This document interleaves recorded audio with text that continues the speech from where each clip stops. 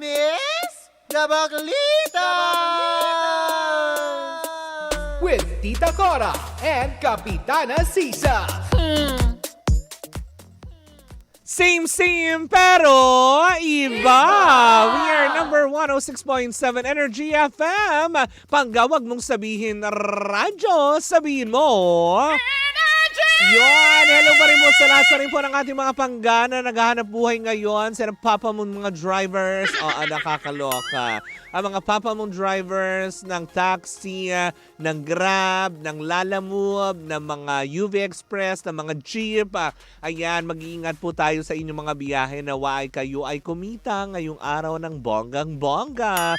Siyempre sa mga nakikinig pa rin sa kanilang mga tahanan, sa kanilang mga hanap buhay, diba, sa mga palengke na Metro and Mega Manila sa magandang umaga and welcome pa rin sa programang Baklita sa Woo! Ako po si Kapitana Sisa, sa ngalan ng aking partner si Tita Cora. We are still same pero iba.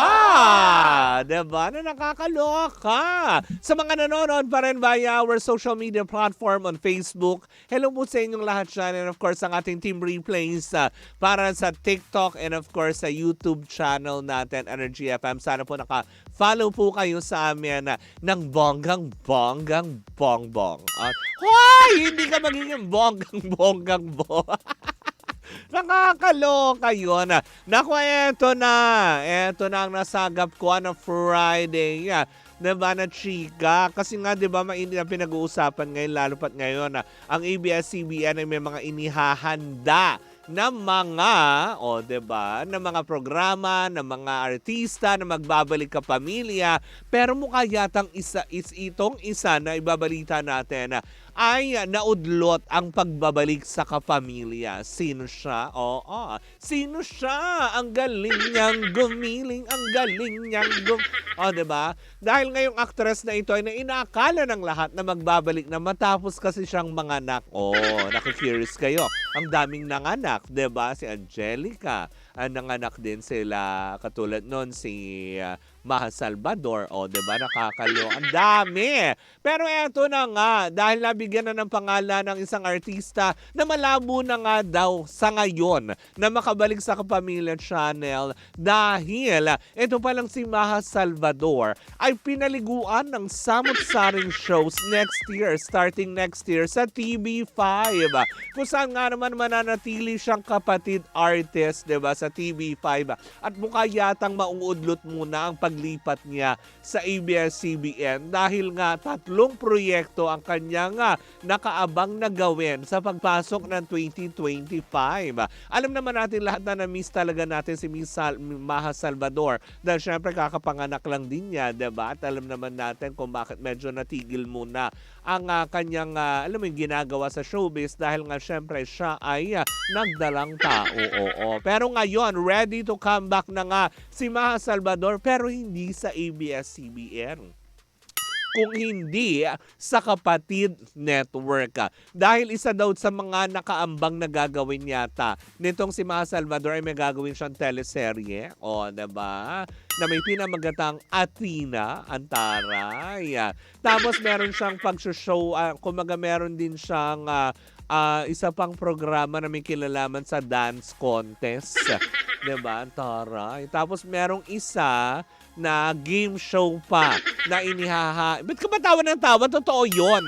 'Di ba? May inihain pang isang game show, may dance contest, tapos may soap opera drama, 'di ba, na nakaambang. Kaya nga naman dun sa mga nag-aakala na baka, alam mo yun, dahil syempre, 'di ba, may iba-iba na mga kapamilya artists, 'di ba, na talaga nagparamdam na ng husto at talagang nakita na natin na nagbalik kapamilya. Tulad na lang din si James Reid, 'di ba? Nakipag-meeting na din siya sa pamunuan ng Dreamscape kung saan nga naman next year daw di umano magkakaroon na ng teleserye at makikita na natin muli si James Reid na aarte sa mga, alam mo yun, telenobelang gagawin. Taray, telenovela talaga.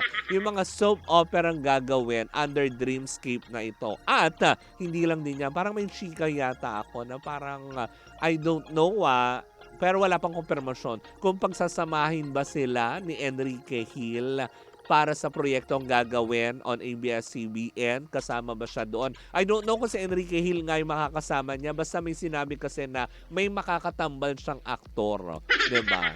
Hindi naman siguro si Daniel Padilla yan kasi may incognito siya. Diba? Na nakakaloka. Sana naman mapalabas na next year yung incognito. Ang tagal na nun. 'Di ba? Na sana ma-feel na natin ng bongga. Baka ito yung proyektong inihahanda ng ABS-CBN para kay Daniel Padilla matapos nga kasi maging successful ang kanyang mall show kamakailan. Oo, nakakaloka. Bumase sa mall show, nakakaloka kayo. So maging kukonti ang tao, iwa yung project, ganun ba yun? Nakakaloka yun Well anyways, diba, good luck na lang din at talagang nga naman napakahusay ng bonggang aktres at talagang mananayo, very talented itong si Maha Salvador. Kahit saan naman natin siya makita na, diba? Kasi diba, parang for me, parang kailangan pa ba din niya maging, alam mo yon, exclusive artist? Diba, meron nga silang talent agency ng kanyang asawang si Rambo Nunez na kung saan nga naman sila ay humahawak na rin ng ibang mga artista na napapanood natin sa ABS, sa GMA, sa TV5, di ba? Na nakakatuwa din naman. Parang feeling ko naman din na wala naman sigurong masama kung sakaling maka-exclusive man siya sa TV5, mapapanood pa rin natin siya. Di ba? Kung saan, maganda nga ganyan ito. Saan magkatotoo na ngayon sinasabing no more network war, di ba? Na nakakaloka. But anyways, good luck na lang to Miss Maha Salvador. Super excited akong makita ulit. Sobrang namimiss ko yung mga karakter mo bilang sila Ivy Aguas, yung mga Killer Bride, di ba yung mga ganyan, yung mga ganong atake ni Maha Salvador, yan ang mga nakakamiss sa kanya di ba? Well, sama-sama natin makatutukan niya next year sa pasabog na daladala ng TV5 para sa karera ni Miss Maha Salvador. Nakakaloka. So hindi totoong siya yon. Isa sa mga, alam mo yung magbabalik ka pamilya na no. 'Di ba? Kasi nga may proyekto siyang gagawin under Kapatid Network. Diba? Well, in the meantime, maraming salamat po sa inyong pag-antabay mga pangga. Muli po ako po si Kapitana Sisa sa ngalan ng aking partner na Best DJ of the Year na si Tita Cora. Congratulations, Mare. Ayan, we are still same, pero iba.